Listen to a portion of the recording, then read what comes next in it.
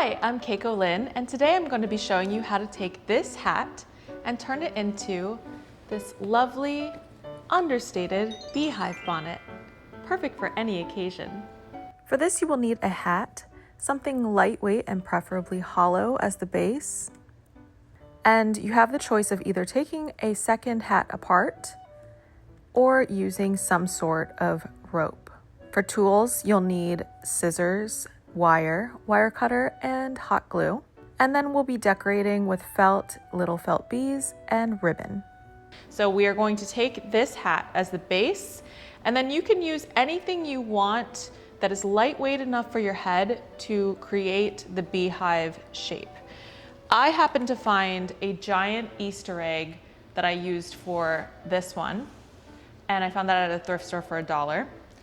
I found a second one that's a little bit smaller, and it was hot pink, so I just painted it just so that anything that's peeking through won't be so bright. So we're just going to place this right on top, and then we're just going to glue it down. So put this around the edge. And while I am using an Easter egg, you can use Tupperware, you can use a basket, you can even just ball up tissue paper and cover it in duct tape, anything to get that shape. The goal is for it to create the base for the beehive and not be too heavy. So you want something that is either extremely lightweight or hollow and won't weigh your head down too much. So I'm gonna let this dry, and then we will move on to the next step. For this one, I used a second hat, and I took it apart using a seam ripper so that it would make kind of like a rope. Now, I planned on showing you how to take that second hat apart with a seam ripper, but the hat I had was brittle and was falling apart.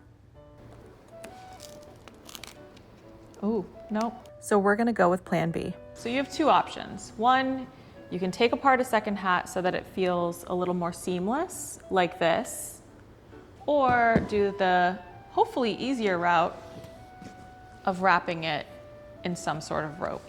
So we'll be figuring this out together. Glue it as you go, starting from the base. And then once you get to the second row, you're just gonna gradually start to wrap it around in a spiral until the whole thing is covered.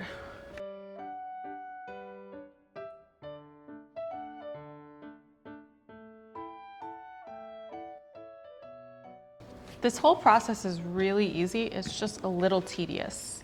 Depending on the height of your beehive, you might need 2 rolls. If you just join them, make sure that the ends are either taped or glued so that they don't unravel, and don't worry about that because we will cover it up with a cute little bee.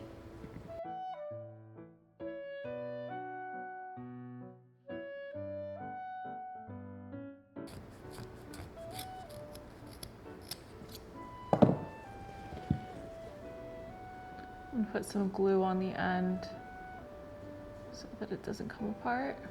Any mess, we're gonna cover it up with a bee. So now that we're done with the base, we are going to put a little felt piece right on the front, or you can use whatever kind of fabric you want, and we're going to cover that in rope before we do the base. And now we're just going to cover the front in more of that rope.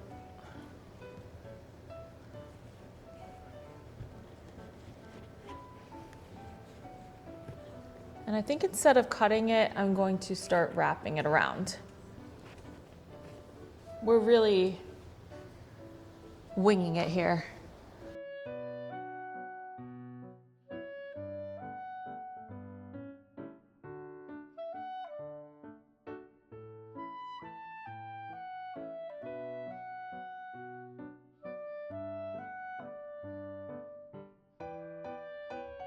Now's the fun part. We're going to decorate with little bees. So we'll start with the harder part, which is making it look like the little bees are flying. So you just need some very thin, bendy wire. We're just going to weave that through the rope and twist it at the base.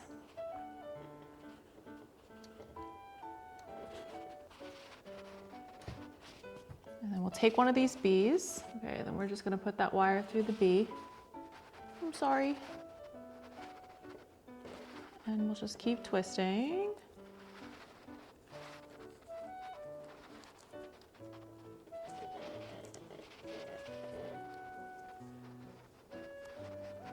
And then just secure it.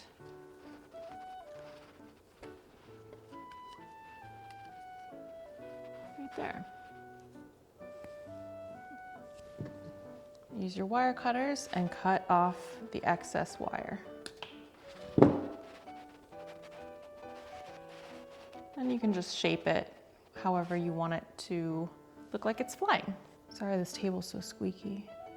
So remember, just twist once it's in. Keep twisting just so you have like a little bit more of a substantial wire to work with. So the bees are very light if you use the same ones that I used, but they do need something to hold them up.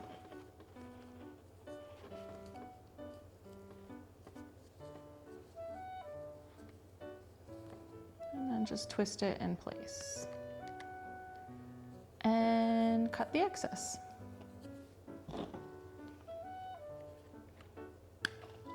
I think for this one, I'm gonna keep it simple just for the sake of time. And I'm gonna glue some of the bumblebees on the spots that I wanna hide.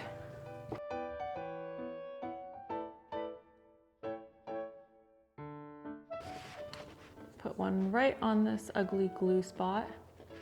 It's a really good way to hide any imperfections.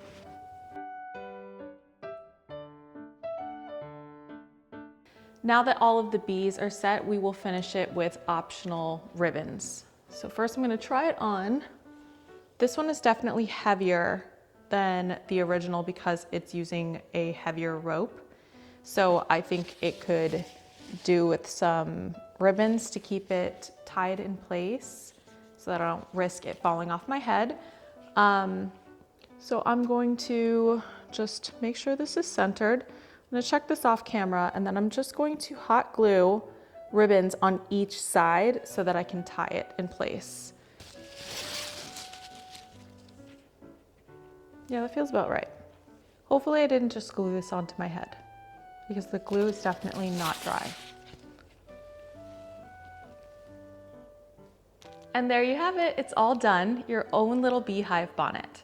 Now I will say that the original is a lot more lightweight due to the fact that it's made with straw from another hat, whereas this is a heavier rope. So if comfort is number one to you, I would take the extra effort and either take apart a second hat, or you can buy this on a roll. Otherwise, this keeps it steady. And you can always add a little bit of foam or cushioning on the inside just to give you some extra comfort, but it's not so heavy that you can't wear it. Let me know in the comments if you have any questions about how to make this beehive bonnet. And also let me know if you have any other ideas, because I have a few more hats left over from last year's projects that I would like to reimagine into something new. What are you supposed to say at the end of a YouTube?